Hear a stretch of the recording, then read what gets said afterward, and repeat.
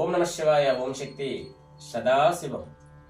మన గుడి నిర్మాణానికి ఎంతో కష్టపడి ప్రజల సహకారంతో ఆ దైవ బలంతో ఈ నిర్మాణం అనేది జరుగుతుంటే చాలా మంది దుండుగులు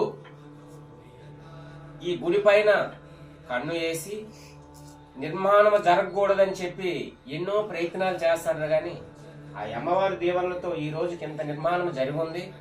ప్రజల యొక్క సహకారం ఉంది, దైవ బలం ఉంది. నేను ఒకటే ఒక విషయం చెప్తున్నాను ఈరోజు. ఆ దైవ బలంతో మనకంట అతికి మేధావులు శ్మశానములో ఈరోజు శిలలుగా భూస్థాపనగా అయి ఉన్నారు. చెడు వైపు చూడకండి, శ్మశానం వైపు చూడండి అని నేను అంటాను. అంత పెద్ద మహారాజులు మహానుభావులే చనిపోయినప్పుడు మనం ఎంత టోలం.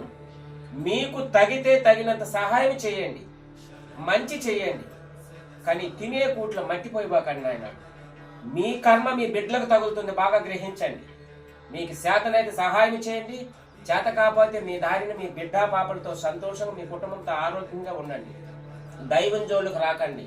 దైవం జోలుకు వస్తే మామూలుగా ఉండదు. నాకు తెలిసింది చిన్న సలహా, ఆ అమ్మవారు ఒక ఆశీస్సులతో చెప్తున్నాను.